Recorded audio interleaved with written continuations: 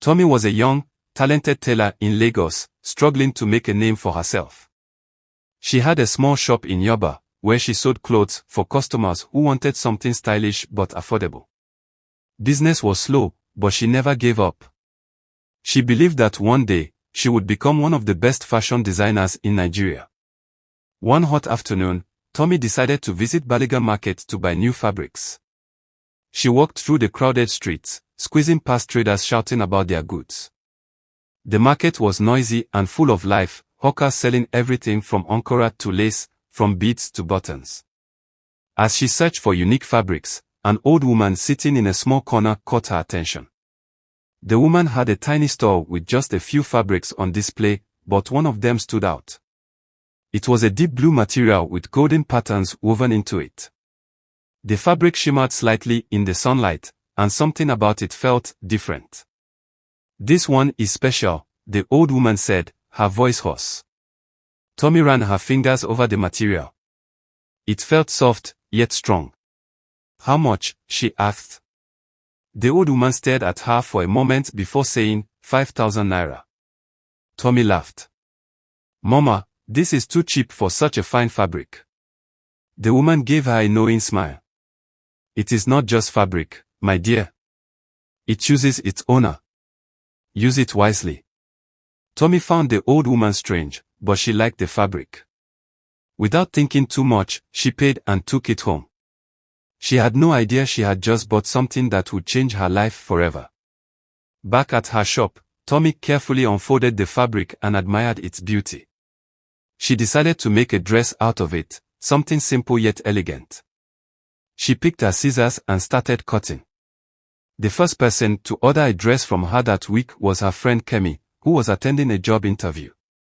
"I need something nice that will make me stand out," Kemi said. Tomi immediately thought of the mysterious fabric. "I have the perfect material for you," she said, showing Kemi the blue and gold fabric. Kemi's eyes widened. "It's beautiful. Let's use it." Tomi worked all night, stitching the perfect dress for her friend. When Kemi came to pick it up, she couldn't stop staring at herself in the mirror. "This is the best dress I've ever worn," she exclaimed.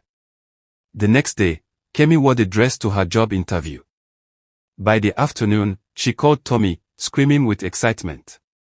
"Tomi, you won't believe it. I got the job. And they're paying double what I expected." Tomi laughed. "That's amazing, Kemi. Maybe the dress brought you luck." Kemi agreed. "I think it did. I felt powerful the moment I wore it." Tomi was happy for her friend but didn't think much about the dress being special. After all, Kemi was smart and qualified for the job. It was probably just a coincidence. But then, something strange happened. That same evening, another customer walked into her shop.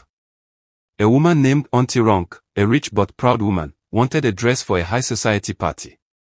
She picked the same blue fabric. Tomi hesitated. She had used up most of it for Kemi's dress, but there was just enough left. "All right, Ma. I will make it for you." Auntie Ronk smiled in satisfaction. "Make sure it's perfect. I want to be the most beautiful woman at the party." Tomi worked late into the night again, creating a glamorous gown. The next day, Auntie Ronk picked it up and paid double the price because she was so impressed. That night, she wore the dress to the party. And that was when everything changed. At the party, Auntie Ronk was the center of attention. Everyone admired her dress. She felt like a queen. But just as she was about to give a speech, something unbelievable happened. Her dress ripped right in the middle of the hall. It didn't just tear a little. It split from the back, leaving her half exposed in front of Lagos' wealthiest people. There was silence for a moment. Then the laughter began. Phones came out, people took pictures, and within minutes, the video was on social media. Auntie Ronk's wardrobe disaster. The humiliation was too much for her. She ran out of the hall in shame. The next morning, Tomi woke up to multiple missed calls from Auntie Ronk. "What kind of rubbish did you sew for me?" Auntie Ronk screamed when Tomi called her back. You have disgraced me. Everyone is laughing at me. Tomi was confused. She had made the dress perfectly. How could it tear like that? But then, she remembered Kemi's dress. Kemi had found success. Auntie Ronk had faced disgrace. A strange feeling settled in Tomi's chest. Could it be the fabric? She shook her head. No, it's just a coincidence. But deep down, something told her it wasn't. And she was about to find out the truth. Tomi couldn't shake off the uneasy feeling in her chest. Two people had worn dresses made from the same fabric. One had found luck, while the other had faced disaster. Could it really be the fabric? She tried to ignore the thought and continued walking. But Auntie Ronk's humiliation went viral. The video of her dress tearing at the party was everywhere on social media. Some people called it an unfortunate wardrobe malfunction, while others laughed, making memes about it. A few days later, Kemi visited Tomi's shop, looking happier than ever. Tomi, I got my first salary today, and it's more than I expected. That dress is really lucky. Tomi forced a smile. I'm happy for you. But I saw what happened to Auntie Ronk, Kemi continued. It's weird that the same fabric brought me good luck and brought her disgrace. Tomi hesitated before whispering, do you think the fabric is strange? Kemi frowned. Strange how? Tomi explained everything, the old woman at the market, how the fabric shimmered in the light, and how both dresses had opposite effects on their owners. Kemi's face turned serious. Tomi, maybe you should stop using that material. Just then, the shop door creaked open. An elderly woman, bent with age, entered slowly. It was the same woman who had sold Tomi the fabric. Tomi's breath caught in her throat. Mama. The old woman gave a sad smile. I knew you would notice soon. She sat down, and Tomi and Kemi leaned in. My child, she began, that fabric is no ordinary cloth. It is ancient, passed down through generations. It carries power, the kind that sees the soul of the one who wears it. If the person has a pure heart, the fabric brings blessings. But if the person is full of pride or greed, it brings disaster. Tomi's mouth went dry. So, Auntie Ronk's disgrace. She was full of pride, the old woman said simply. And Kemi, she smiled at her, was hardworking and deserved her good fortune. Tomi's mind raced. But why sell me such fabric? The woman sighed. Because you are chosen.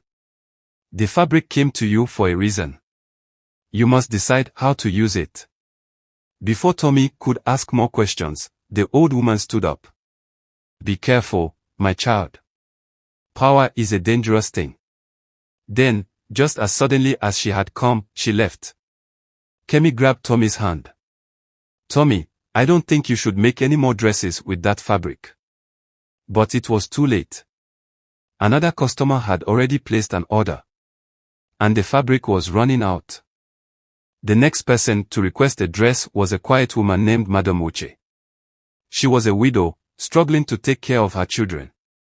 She wasn't rich, but she had saved up to buy a nice dress for a special occasion. I'm attending a community event, she told Tomi. I just want to look good for once. Tomi hesitated but finally agreed. She made a simple but elegant dress for Madame Uche, using the last piece of the fabric. The next day, Madame Uche wore the dress to the event. And something incredible happened. During the event, there was a raffle draw. The grand prize. 5 million naira. Madame Uche had never won anything in her life, but that day, her number was called. She won. She fainted from shock. When she finally recovered, she burst into tears, thanking God. I don't know how this happened. My life is changing. Tomi heard the news the next morning and sat in her shop, trembling. The fabric worked again. Good heart, good luck. But what would happen if it was worn by someone undeserving? Tomi decided she was done. She wouldn't use the fabric anymore. It was too risky. But then, a dangerous man walked into her shop. His name was Chief Who Made, a well-known politician. He was rich, powerful, and feared. People whispered about his corruption, about the people who had disappeared because of him. "I need a suit," Chief Who Made said, his deep voice echoing in the small shop. Tomi's hands shook. "Yes, sir, I don't sew men's clothes. I don't care." "I heard you use special fabric," he said, eyeing her suspiciously. "I want that one." Tomi's heart pounded. How did he know? "I don't have it anymore," she lied. Chief Who Made narrowed his eyes. "Don't play with me, young lady." He reached into his pocket and pulled out a bundle of cash. 50,000 naira. "Make me something from that fabric." Tomi swallowed hard. 50,000 was a lot of money. It could help her business. But she knew the truth. If he wore that fabric, something terrible would happen. What should she do? Tomi couldn't sleep that night. She kept thinking about the fabric and Chief Who Made's threat. If she refused, what would happen to her? By morning, she had made up her mind. She would make him a suit. But she would also prepare for the consequences. She worked carefully, cutting and stitching, making sure the suit was perfect. When Chief Who Made came to pick it up, he grinned. "Good girl." Tomi watched as he walked away with the suit, her stomach twisting in fear. 2 days later, the news broke. Chief Who Made had been arrested. A massive corruption scandal had come to light. He was caught taking bribes, and all his illegal businesses were exposed. Tomi gasped as she watched the news. The fabric had judged him. His fortune had turned to disaster. The fabric was finished. There was no more left. But the fear remained. Tomi was now famous. People had heard about the lucky tailor and wanted her to make clothes for them. Some came with good hearts. Others, full of greed. Tomi knew she had to stop. She shut her shop for a week, thinking about everything that had happened. Then, one day, an idea came to her. She would use her skills, but with ordinary fabrics. No more magic. No more curses. Just a talent. And with that, Tomi started a new chapter of her life. Tomi's business grew, not because of magic, but because of her hard work. People still talked about the mysterious fabric, but she never touched anything like it again. She trained other tailors, teaching them her craft. But deep down, she always wondered, was it really the fabric? Or was it something greater?